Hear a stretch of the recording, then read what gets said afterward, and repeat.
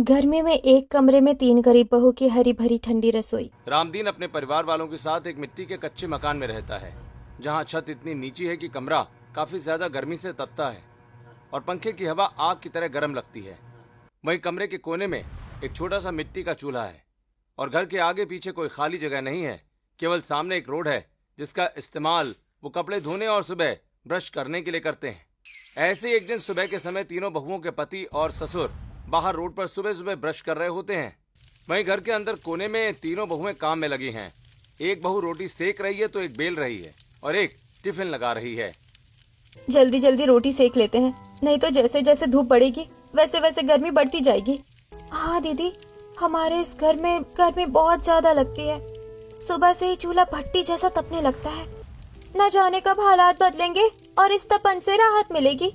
अरे बहू, हमारे हालात बदलने की उम्मीद करना ऐसा है जैसे कि गधे के सिर में से सींग उगने का इंतजार करना।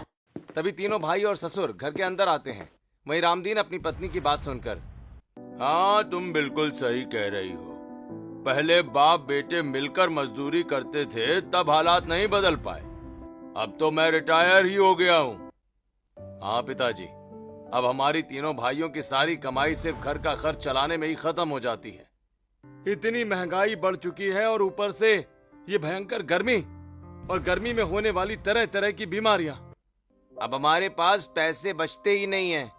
इस हाल में हम क्या ही कर सकते हैं। अरे जेठ जी, इतना परेशान होने की कोई जरूरत नहीं है। अभी आप ये गरम गरम रोटी लीजिए और अपने काम पर जाइए। अरे बहू, ये सब तो ठीक है, पर काम पर जाने से पहले हमें चाय बनाकर तो दे दे। अरे मम्मी जी, अभी दूध वाला आया नहीं है और रात का जो दूध रखा हुआ था वो गर्मी की वजह से फट गया है। हे भगवान, एक तो वैसे ही गरीबी और गर्मी की वजह से हम इतने परेशान हैं, ऊपर से ये दूध गर्मी की वजह से फट जाता है। काश हमारे पास भी कोई फ्रिज होता तो कम से कम हमें इतनी परेशानियों का सामना नहीं करना पड़ता। मैं कब से सोच रही हूँ कि थोड़ी थोड़ी बचत करके एक छोटा फ्रिज ले लूँ, लेकिन पैसे बचते ही नहीं है। हाँ पायल, हम थोड़ा थोड़ा पैसा भी बचा पाते तो एक दिन हमारे पास फ्रिज खरीदने के पैसे होते। कम से कम सेकेंड हैंड फ्रिज खरीद लेते, लेकिन पैसे बचते ही नहीं है। अरे पैसे कहाँ बचेंगे? गर्मी की वजह से तो हर दिन किसी को चक्कर आता है, तो कोई बेहोश होता है, तो किसी का पेट खराब होता है। सारा पैसा तो उसी में चला जाता है। वहीं तीनों भाई नाश्ता कर अपना अपना टिफिन उठाकर अपने अपने काम के लिए बाहर निकल जाते हैं और फिर जैसे जैसे दिन चढ़ता है वैसे वैसे बाहर तेज लू चलने लगती है और खिड़की दरवाजों से गर्म हवा अंदर आने लगती है, जिससे घर के अंदर रह रहे लोग पूरी तरह झुलसने लगते हैं। तभी बाहर सड़क पर सब्जी वाला आवाज लगाते हुए, ताजी सब्जियां ले लो, आलू टमाटर हरी सब्जियां ले लो, ताजी सब्जियां ले लो। सब्जी वाले की आवाज सुनकर दिव्या बाहर जाकर सब्जी वाले से कुछ सब्जियां लेकर आती है। तभी रामदीन और महिमा गर्मी से बेहाल हाथ के पंखे से हवा करते हुए, एक तो वैसे इस गरीबी ने हमें पूरी तरह लाचार कर रखा है, ऊपर से गर्मी में ये घर भट्टी की तरह तपने लगता है। हाँ भगवान, इस मौसम में तो ये घर बिल्कुल नरक बन जाता है, फिर भी मजबूरी में हमें इसी में रहना पड़ता है। दिव्या उनकी बात को टाल देती है और घर के काम में लग जाती है। फिर दोपहर के समय महिमा दिव्या से, दिव्या बहुत प्यास लग रही है, कम से कम थोड़ा ठंडा पानी तो पिला। ठीक है माँ जी, मैं पड़ोसी के यहाँ से मांग कर ले आती हूँ। जिसके बाद दिव्या पड़ोसन के घर में जाकर पानी मांगती है।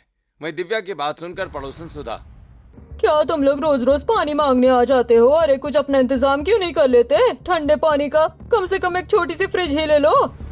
हाँ सुधा, मैं भी अपने घर के लिए फ्रिज लेने का सोच रही थी। अगर कोई हमारी थोड़ी मदद कर दे तो मैं उसे किस्तों में पैसे चुका दूंगी। तुम सलाह देने पर उल्टा मुझे ही मदद मांग रही हो।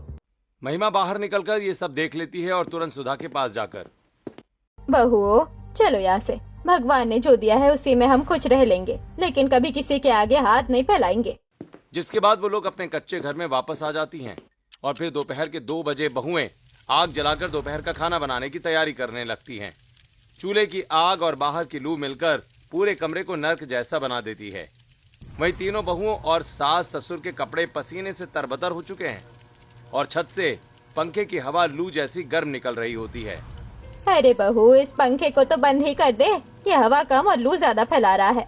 ठीक है मम्मी जी, मैं अभी जाकर स्विच बंद कर देती हूँ। पायल जैसे ही पंखा बंद करने के लिए उठती है, अचानक तेज गर्मी के कारण उसका सिर घूमने लगता है। उसे चक्कर आ जाते हैं, वो गिरकर बेहोश हो जाती है। अरे छोटी, ये क्या हुआ? दीदी जल्दी जाओ, देखो छोटी चक्कर खाकर गिर गई है। पास ही आटा गूंथ रही दिव्या अपने गीले हाथों से पानी का कटोरा उठाती है और पायल के मुंह पर पानी के तेज छींटे मारती है। तभी पायल धीरे से होश में आते हुए, उफ, मेरा सिर बहुत तेज चकरा रहा है, मुझे बहुत कमजोरी लग रही है। इस भयंकर गर्मी में चूल्हे के पास खाना बनाते समय चक्कर आना और बेहोश होना तो अब हमारे लिए आम बात सी हो गई है। हाँ, अब ऐसी गर्मी में घुट घुट कर जीना हमारी मजबूरी बन गया है।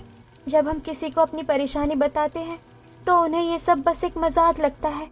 तभी दिव्या रसोई के कोने में सब्जी की टोकरी उठाकर देखती है कि सुबह जो सब्जियां ली थीं, वो पूरी तरह से मुरझाकर सड़ने लगी हैं। अरे एक तो इस गरीबी और गर्मी ने हमारे हालात खराब कर रखी है, ऊपर से ये सब्जियां भी इस गर्मी में 2 घंटे भी नहीं टिकती, पूरी खराब हो गई है। अब मैं क्या बनाऊं? अरे बहू, तू परेशान मत हो, तू तो बस चूल्हे पर सादी रोटी बना ले, मैं दुकान से थोड़ा अचार ले आती हूँ, आज उसी से काम चला लेंगे। महिमा बाहर चली जाती है और दिव्या चूल्हे के पास बैठकर रोटियां सेकने लगती है। तभी अचानक गर्मी के कारण दिव्या की आंखों के आगे अंधेरा आने लगता है और वो गिरने वाली होती है। अरे जेठानी जी, संभाल के, गिर मत जाना, यहाँ चूल्हे की आग है। अब तो मैं पूरी तरह से तंग आ चुकी हूँ इस नरक जैसी गर्मी से। हमारे घर में ऐसा कोई दिन नहीं जाता कि किसी एक को खाना बनाते हुए चक्कर न आए। तीनों बहुएं मिलकर जैसे तैसे दोपहर का खाना बनाती हैं और फिर पूरा परिवार मिलकर अचार रोटी खाता है और दोपहर की तपती हुई गर्मी में वो जमीन पर पुरानी चटाई बिछाकर सोने की कोशिश करते हैं, लेकिन उमस के कारण किसी को नींद नहीं आती और जगह कम होने की वजह से तीनों बहुएं बिल्कुल पास पास लेटकर बातें करते हुए, अरे कल्पना, अपना हाथ जरा उधर हटा, तू मेरे ऊपर हाथ क्यों रख रही है? एक तो वैसे इतनी भयंकर गर्मी है, ऊपर से तेरा ये भारी हाथ। अरे दीदी, मैं जानबूझकर नहीं रख रही हूँ, जगह इतनी कम है कि करवट बदलते ही मेरा हाथ आपके ऊपर आ गया। तभी कल्पना अपना हाथ हटाकर दूसरी तरफ करवट लेती है तो उसका मुंह सीधे पायल के चेहरे के सामने आ जाता है। पायल को उसकी सांसें बहुत गर्म महसूस होती हैं। अरे दीदी, मेरी तरफ मुंह करके मत सो, आपकी ये गरम गरम सांसें मुझ पर मत छोड़ो। एक तो ये घर पहले से ही नरक बना हुआ है, ऊपर से ये गरम सांसें। अरे बहू, आपस में लड़ो मत, गर्मी का मौसम है, थोड़ा एडजस्ट कर लो। अब हम और कितना एडजस्ट करें मम्मी जी, इस एक कमरे के मकान में सांस लेने तक की जगह नहीं बची है। ऐसे ही लड़ते झगड़ते और गर्मी से परेशान होते हुए उनका पूरा दिन बीतता है और फिर शाम के समय तीनों भाई दिहाड़ी करके घर लौटते समय रास्ते में रुकते हैं। तभी विकास अपने पैसे गिनता है। भैया, आप ये पैसे बार बार गिन क्यों रहे हैं? आप तो अच्छी तरह जानते हो कि मजदूरी से सिर्फ गर्मियों में घर वालों की दवाई और राशन आ सकता है।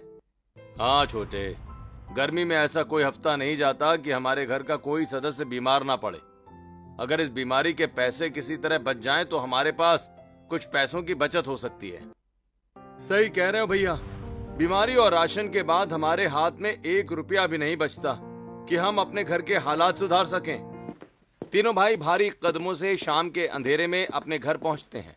घर के अंदर जाते ही वो देखते हैं कि उनकी माँ महिमा फर्श पर लेटी हुई हैं और दिव्या उनके सिर पर पानी की पट्टी रख रही होती है। अरे देखो, मम्मी जी की तबीयत अचानक बहुत ज्यादा खराब हो गई है, गर्मी के कारण इन्हें उल्टियाँ हो रही है, इन्हें तुरंत डॉक्टर के पास ले जाओ। विशाल अपनी माँ की ये हालत देखकर अपना माथा पकड़ लेता है और बेबसी में रसोई के एक कोने में चुपचाप बैठ जाता है। वहीं विकास और निहाल तुरंत अपनी माँ को सहारा देकर इलाज कराने के लिए बाहर डॉक्टर के पास लेकर जाते हैं। इधर विशाल अकेले कोने में बैठा कुछ सोच रहा था। तभी उसकी पत्नी उसके पास आकर, क्या हुआ जी, आप इस तरह कोने में परेशान होकर क्यों बैठ गए हैं? माँ जी को डॉक्टर के पास ले गए हैं, वो ठीक हो जाएंगी। मैं क्या करूं भाग्यवान, मेरी मर्दानगी इस गरीबी के सामने पूरी तरह से घुटने टेक चुकी है। मैं इतना बेबस हूं कि मैं तुम सबको इस नरक जैसे हालात से बाहर निकालने के लिए कुछ कर भी नहीं सकता। देखिए, इस तरह हार मानना मर्दों पर शोभा नहीं देता है, ये मर्दों की निशानी नहीं है, आपको हिम्मत रखनी पड़ेगी। मैं मर्द हूं तो इसका मतलब ये है कि मुझे थोड़ा भी दर्द नहीं होता? क्या मुझे इस तपन से दिक्कत नहीं होती कि मैं अपने अंदर के इमोशन भी बाहर नहीं निकाल सकता? अपने पति की ये बेबसी और कड़वी बात सुनकर दिव्या बिल्कुल खामोश हो जाती है और सिर झुकाकर रसोई के काम में लग जाती है। थोड़ी देर के बाद दोनों भाई अपनी माँ को लेकर वापस आ जाते हैं।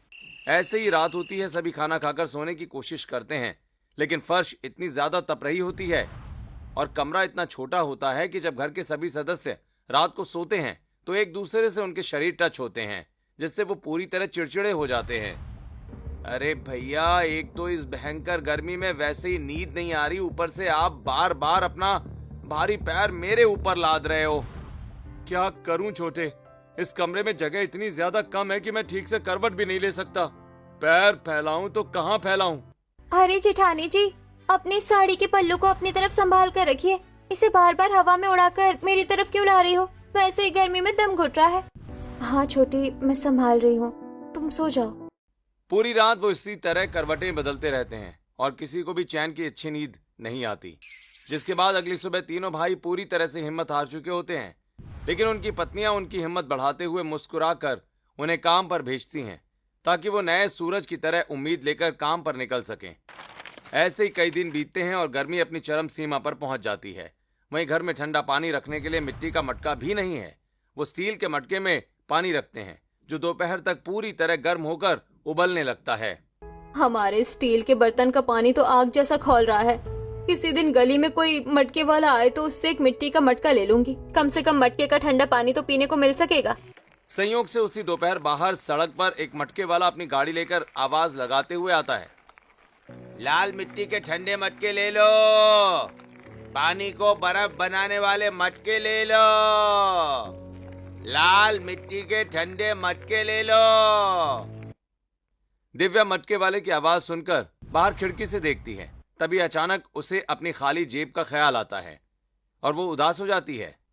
अरे मटके वाला तो सामने ही खड़ा है, लेकिन मेरे पास तो इसे देने के लिए 1 रुपया भी नहीं है। कैसे मटका लूं? अरे जेठानी जी, आप परेशान मत होइए, मेरे पास मेरी बचत के कुछ रुपए अलग रखे हुए हैं। मैं अभी बाहर जाकर मटका लेकर आती हूँ। पायल दौड़कर बाहर जाती है और मटके वाले से एक सुंदर मिट्टी का मटका खरीदकर अंदर आती है। वो तुरंत उसे साफ करके उसमें घर में रखा कुएं का साफ पानी भरती है। फिर मटके के बाहर का हिस्सा गीला करके मटके को कोने में रखकर ठीक उसके सामने जमीन पर बैठ जाती है। अरे ये तुम क्या कर रही हो? मटका रखकर उसके सामने इस तरह क्यों बैठ गई? रसोई का काम कौन करेगा? वहीं बाहर बहुत तेज लू चल रही होती है और कमरे के भीतर सबको पसीना आ रहा होता है। तभी खिड़की से गर्म हवा का एक तेज झोंका अंदर आता है और उस गीले मटके की मिट्टी से टकराकर गुजरता है। मटके के पास बैठी पायल को अचानक एक बहुत ही ठंडी और सुकून देने वाली हवा का एहसास होता है। तभी वो संतुष्ट होकर मुस्कुराते हुए, क्या हुआ देवरानी जी? अचानक इस तपते कमरे में ऐसा क्या खजाना दिख गया जो तुम ऐसे मुस्कुरा रही हो? हाँ जेठानी जी, इसे आप एक बहुत बड़ा खजाना ही समझिए। अभी अभी इस मटके के पास से कितनी ठंडी हवा का झोंका गुजरा है, क्या आपने उसे महसूस किया? अरे छोटी, एक तो ये इस गर्मी में हमारी सारी सब्जियां खराब हो गई है, सुबह का दूध फिर से फट गया है और तुम्हें यहाँ ठंडी हवा का झोंका महसूस हो रहा है। मुझे तो लगता है कि तुम इस गर्मी में पूरी तरह पागल हो गई हो। अरे मैं पागल नहीं हुई हूँ जेठानी जी, आप खुद यहाँ आओ और इस मिट्टी के मटके के पास बैठकर देखो कि इसके पास की हवा कितनी ठंडी आ रही है। जिसके बाद कल्पना और दिव्या दोनों उस मिट्टी के मटके के पास आकर बैठ जाती हैं। जैसे ही हवा का अगला झोंका मटके को छूकर उनके चेहरों पर पड़ता है, दोनों के चेहरे खिल उठते हैं। अरे हाँ छोटी, तुम तो बिल्कुल सच कह रही हो। इस गीली मिट्टी के मटके के पास की जगह तो सचमुच बहुत ठंडी है। यहाँ बैठने से तो पसीना भी सूख गया। जेठानी जी, मेरे दिमाग में एक आइडिया आया है। ये मिट्टी और पानी ही अब हमें इस नरक जैसी गर्मी से पूरी तरह बचा सकता है। अरे छोटी बहू, ये कैसी बहकी बहकी बातें कर रही है तू? भला ये मामूली मिट्टी और पानी हमें इस तपती गर्मी से कैसे बचाएगा? मम्मी जी देखो, मटके में पानी है और मटके के पास से गुजरती हुई ठंडी हवा होकर हमारे पास आई है। तो क्यों ना हम अपने पूरे घर के आसपास बहुत सारे मटकों में पानी भर कर रख दें और घर के बाहर खिड़की पर ऐसे पौधे लगाए जो बेल वाले हो। उनसे छनकर आते हुई बाहर की गर्म हवा अपने आप ठंडी कूलर जैसी हो जाएगी। बहू, सपना तो तुम्हारा बहुत अच्छा है, लेकिन ये बहुत महंगा जुगाड़ है। इसमें काफी पैसा खर्च होंगे और हमारे पास तो कबाड़ खरीदने के भी पैसे नहीं है। इसलिए तुम्हारा ये आइडिया बेकार है। गर्मी से हमें कोई नहीं बचा सकता। पूरा दिन गर्मी से परेशान होते हुए गुजर जाता है।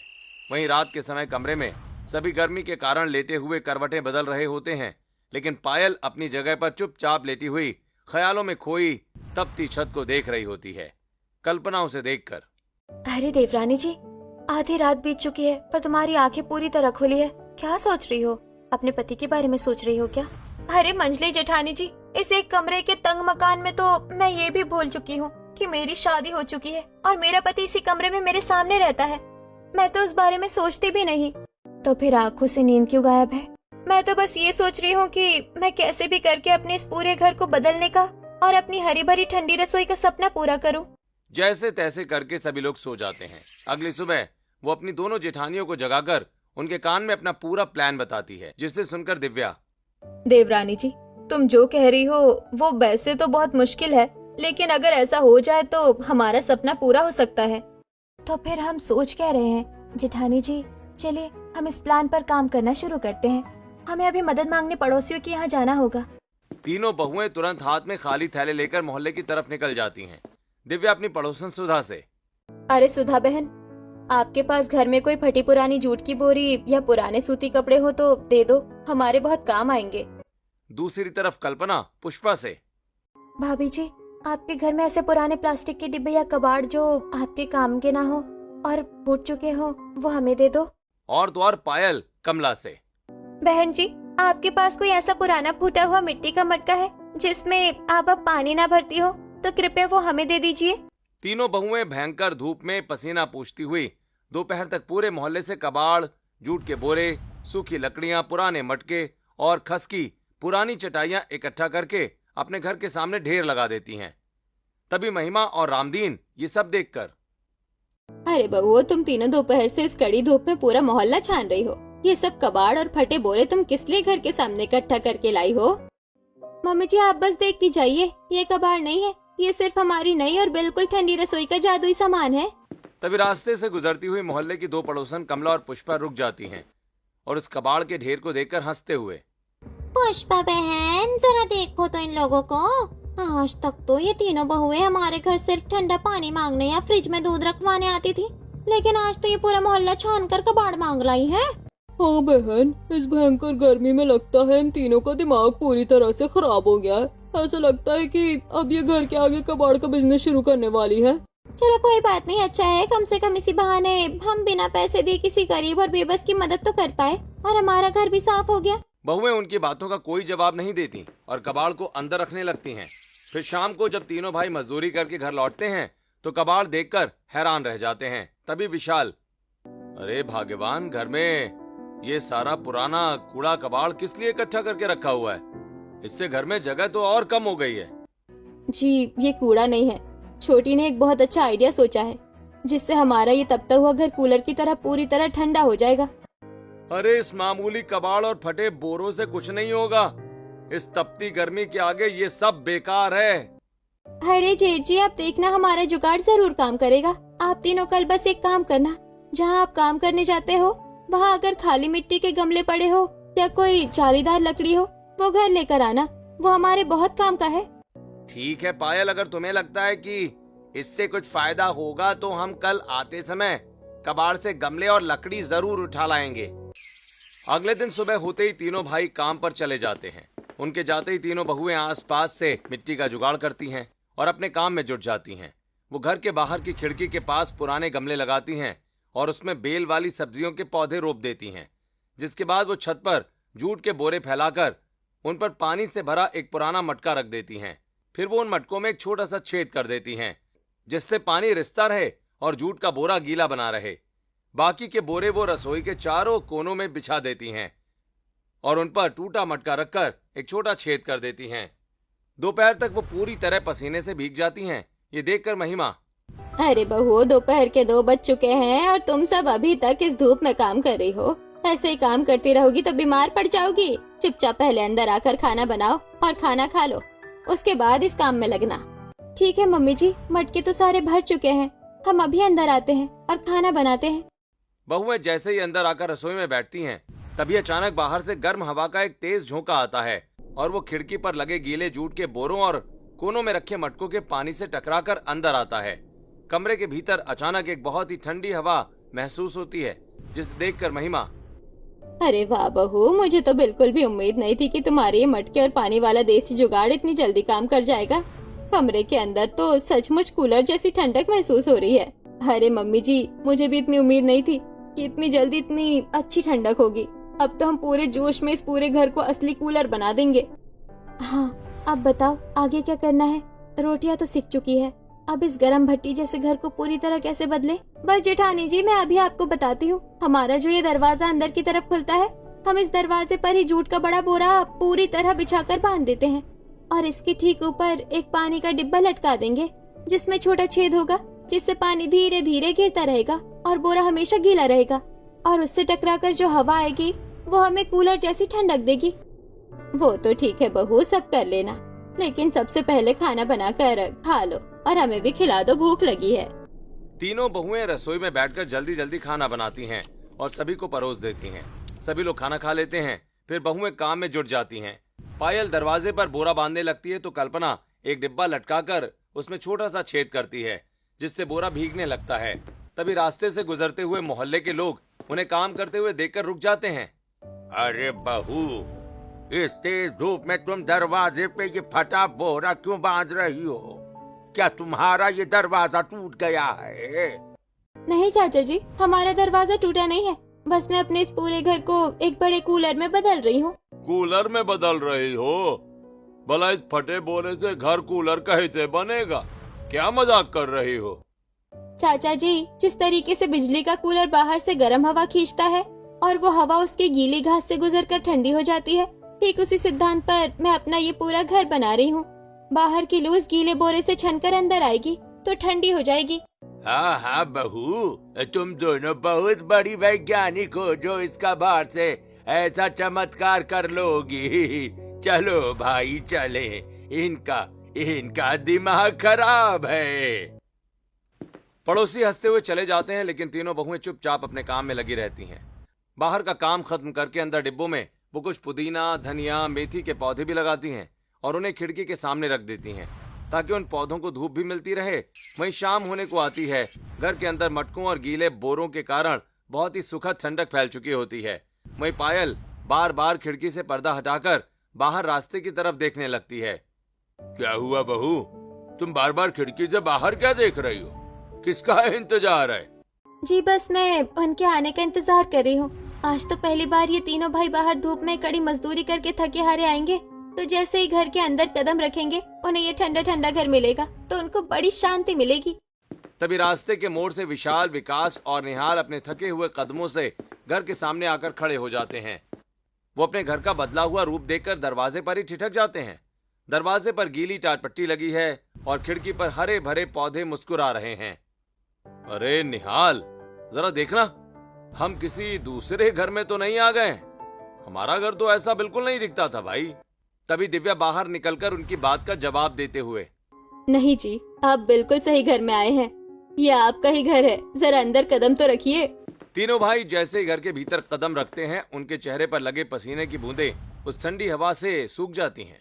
कमरे के भीतर का तापमान पूरी तरह बदल चुका है। वो बहुत ही अचरज से चारों कोनों को देखने लगते हैं। तीनों बहुएं मिलकर ठंडी ठंडी हवाओं के बीच खाना बनाती हैं और रात को सब लोग साथ बैठकर खाना खाते हैं। पहली बार ठंडक में खाना खाते हुए। आज पहली बार इस भयंकर गर्मी के मौसम में मुझे ऐसा लग रहा है कि हमारी जिंदगी इस नर्क जैसे घर में घुट घुट कर नहीं बीतेगी, बल्कि हमारी जिंदगी सचमुच बदलने वाली है। हाँ जेठ जी, अगर हम अपनी सूझबूझ और इस छोटे से जुगाड़ से गर्मी में नरक बन चुके इस घर को बदल सकते हैं, तो मेहनत करके एक दिन अपनी गरीबी वाली किस्मत भी बदल सकते हैं। उस दिन पहली बार पूरे परिवार को रात के समय बहुत ही चैन की ठंडी नींद आती है। पहले ऐसा होता था कि सूरज की गर्मी से छत रात भर तपती रहती थी और बदन झुलसता था, लेकिन आज प्राकृतिक कूलर के कारण कमरा पूरी तरह शांत और ठंडा रहता है। अगले दिन सुबह तीनों भाई फिर से उम्मीद लेकर अपने काम पर निकल जाते हैं। दोपहर के समय जब तीनों बहुएं रसोई वाले हिस्से में खाना बनाने बैठती हैं, तो चूल्हे की आग के कारण वो कोना थोड़ा तपने लगता है। अरे पायल, हमने पूरे घर में इतनी मेहनत की, फिर भी रसोई का ये हिस्सा चूल्हे के कारण अभी भी तप रहा है। यहाँ बहुत गर्मी लग रही है। हाँ जेठानी जी, इस दीवार पर सुबह से दोपहर तक सीधे बाहर की धूप पड़ती है, इसीलिए अब इसका भी कुछ जुगाड़ करना पड़ेगा। अरे मैं तो भूल ही गई थी कि रसोई की बाहरी दीवार सबसे ज्यादा तपती है। एक काम करते हैं, हम बाहर से इस पूरी दीवार को भी इन फटे जूट के बोरों से पूरी तरह ढक देते हैं और इसके ऊपर भी मटके के पानी की बूंदें टपकाने का जुगाड़ लगा देते हैं।